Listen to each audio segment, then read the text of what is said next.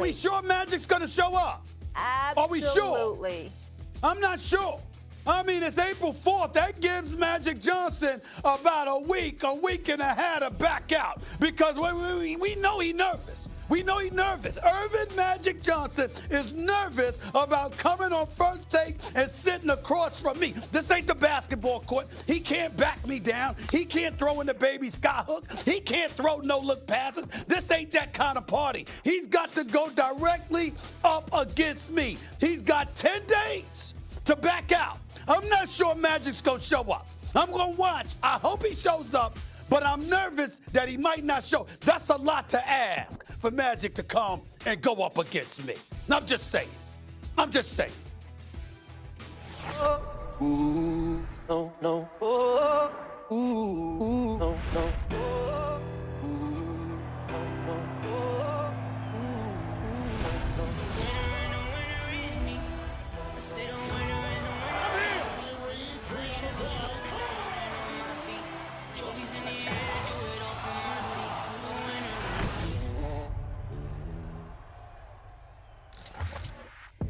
Good news, New York fans. New York stand up. Sources tell us that Mayor Adams will lift the city's COVID-19 vaccine mandate on athletes today in a news conference at Citi Field, paving the way for Nets star Kyrie Irving to play at the Barclays Center on Sunday and for unvaccinated Yankees and Mets players to play in their April home openers. The Nets currently in 8th place in the Eastern Conference. Subject to the play-in tournament that begins April 12th, they would get Irving back, who's been kept out of their 35 home games this season. Irving turned 30 on Wednesday. He's averaging 27.7 points in 19 games this season. With the impending changes, the Nets currently have the second best odds to win this year's finals, that according to Caesars, behind the league-leading Phoenix Suns. Meanwhile, Ben Simmons has a herniated disc in his back, and his timeline for a return is still unclear. Wendy back here with us. Stephen A. Exciting news out here in NYC. Let's get it.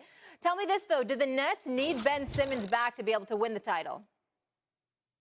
I think to win the title, yes. I don't believe to come out of the East. That's just my personal opinion. I think the familiarity teams have with one another, I think ultimately it comes down to dynamic, explosive offensive play when it really counts. Schematically, Wendy, you know this, from a schematic standpoint, over the course of the first 45, 46 minutes of a game, coaching and the personnel all comes into play. But assuming that that's relatively even, now we get down to those crunch time minutes. And when it comes down to that, your individual breakdown ability is really what's going to come shining through. And that's when nobody can rule out the greatness of a Kyrie Irving and of a Kevin Durant. What makes Boston special right now this year compared to what we've witnessed years past is that even though we saw Tatum elevating and Jaylen Brown elevating, and we saw what they were capable of, they were never this good defensively. So you knew that at some point in time, you could get the better of them.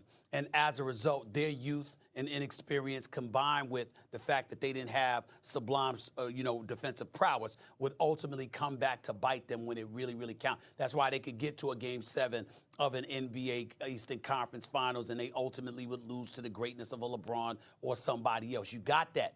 You get the impression this year they have the personnel and the team chemistry on the defensive side of the ball to negate all of that. This is while Tatum and Brown have elevated, while Marcus Smart has elevated, while all those supplementary parts that they have around them, like Dice and White and other guys, and Robert Williams, I can't forget him, and what I'm seeing makes you stand back and say, this Boston Celtics team is no joke. So when you look at it from that perspective, how do you offset that? You supplement Brooklyn's offensive prowess with their ability to get stops, which is what they haven't been able to do, which is what Wendy was talking about. You get Ben Simmons up in there, and he's allowed, don't worry about shooting, bro. Don't worry. All we need you to do is shut that brother down. You give Ben Simmons that assignment, he'll salivate at that. He don't want to shoot. He don't want to shoot from the perimeter, and he damn sure don't want to shoot free throws. And you tell him that's not important to us. We need you to shut down somebody else.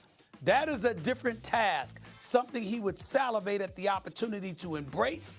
And as a result, it would elevate Brooklyn exponentially. And that's what will make things incredibly, incredibly interesting and something that would be impossible to ignore. I think you need Ben Simmons to win the title. I think you can get away with them without him to win the East, as tough as the East is, because you know who you're going up against on a night-in, night-out basis. That's just what my take from it, Wendy. Well, Stephen A., what do you need to win the title in today's day and age? You got to have a transcendent offensive superstar, and you got to have somebody that can defend the big players on the perimeter. That's why the Milwaukee Bucks traded all of that stuff for Drew Holiday. Look how valuable he was. That's why when you're looking in the Eastern Conference, you got to worry about Jason Tatum and James Harden and Giannis and Jimmy Butler and all the top players out there, Durant. So did the Brooklyn Nets want to trade James Harden? No, they didn't want to trade it. They fought it until the last second when they realized that they couldn't go back. But the reason they were really interested in taking Ben Simmons is because he's that type of player. Because at 6'11", 6'10", and his ability to defend all 5 positions, he's the type of defensive player that you need. He's the guy who can be like Mikal Bridges and the value that he is defensively for the Suns. Why Kawhi Leonard was regarded as one of the best players in the league because he's winning finals MVPs because he can play at both ends. Having that guy that you can match up, not necessarily in a shutdown situation, but in a situation where it's end of game, like you said, Stephen A., and the other team is going to try to set up a matchup, and you can put Simmons on anybody on the court and say, go ahead and try that pick because we can switch Ben Simmons onto you. That is what they need. The Nets need to have that in their arsenal, especially because fundamentally their defense is poor. They rank 23rd in defense in the league. They rank 23rd with Kyrie Irving. They rank 23rd without Kyrie Irving. They are a substandard defense. Ben Simmons gives them a weapon defensively that they don't have. So I have covered and talked to players in the past who have had the epidural on a herniated disc. Now, I am not a back specialist, and every injury is different, but I will just tell you, I have talked to and covered players who have had this procedure, and they say, boy, does it really work. It can really provide a lot of relief. So the fact that he got that injection, there's a reason why the Nets are still leaving the door open that he could play, Stephen A., and that they're even Steve Nash said yesterday, hey, if he doesn't play a second in the regular season, I still think we could use him in a playoff setting, just put him right in the game. But it doesn't change the fact that there's an underlying condition there with that herniated disc. And it doesn't change the fact that Ben Simmons has not played, I went and looked it up, in 312 days. So while I recognize his value, like you said, Stephen A., I can't sit here right now and say that the Nets can count on Ben Simmons. And if they can't count on him for those defensive situations, it's hard for me to see it.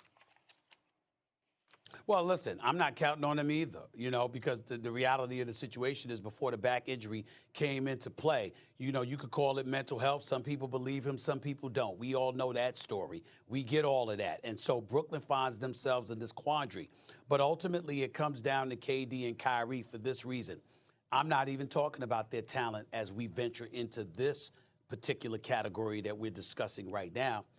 This team is their team. I don't mean it from the standpoint of they're the faces of the organization. I mean they assembled it. Remember Kyrie Irving? We don't really need a coach. Well, guess what?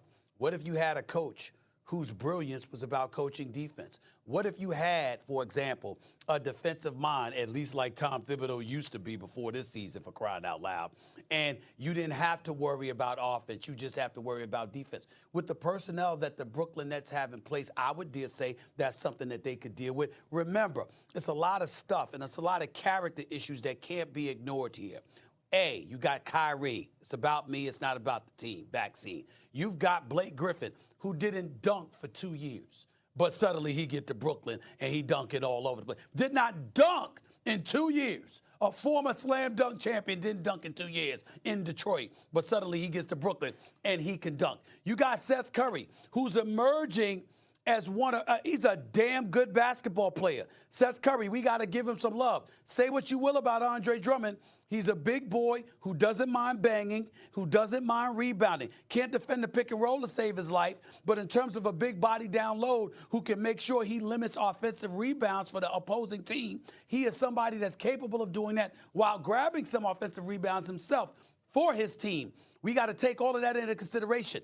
There are a plethora of coaches, both you and I can point to throughout history, Wendy, that could have the same exact talent with Jones, with Claxton, and various other dudes, Thomas and others, on their squad, Bruce Brown and all of those guys, and will have done a hell of a lot better job on the defensive side of the ball than an inexperienced, a good coach who's getting better every day, but an inexperienced coach like Steve Nash. Why is he there? Because KD and Kyrie said, we don't need anybody else. So guess what? Just like we look at LeBron James and we hold him accountable for what's been assembled in LA, we got to look at Kyrie and KD for what you're dealing with in Brooklyn. All right. Nets have 9 games left. They're favored in all but 2. Wendy will be back with us. Let's keep it rolling here on First Take. Still to come, it's the breakup of one of the best quarterback-wide receiver duos in the NFL as the Chiefs trade Tyreek Hill to the Dolphins. But did KC make a huge mistake? We'll ask Louis Riddick. And speaking of superstars, we may finally be getting closer